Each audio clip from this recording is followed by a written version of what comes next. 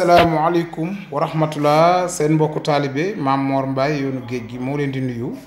di am leeral yoo xam ne nañ ko leeral ak it ñu xamaat ñun suñu bopp bu baax a baax ndax li waa ji wax ci xawma kan moo ko bind ñu ngi koy topp nag di ko seet di ko gëstu mais ki bind ne sëñ Mame Mor Mbacke wax ci moom li mu wax loolu waroo koo wax sax ci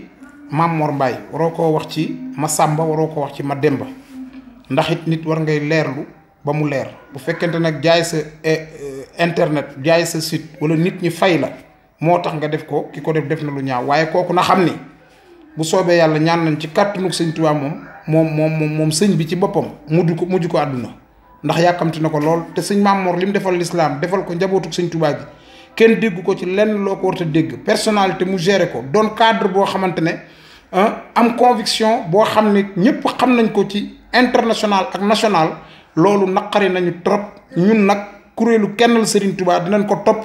ba xam lan la ndax njabootu Serigne Touba gi ci boppam lañ bëggul kenn ku leen touché rawatina ngay jël bind yooyu di ko bind rafetluwuñu ko tey rafetluwuñu ko ëllëg te ñu ngi koy topp incha allah asalaamualeykum wa rahmatullah seen mbokku taalibe Mame Mor Mbaye yoonu géej gi.